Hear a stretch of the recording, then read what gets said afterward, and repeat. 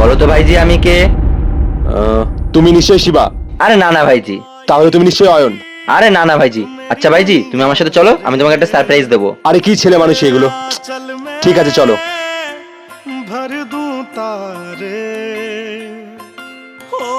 আরে তুমি আমায় কোথায় নিয়ে যাচ্ছ? আরে ভাইজি চলুন তো।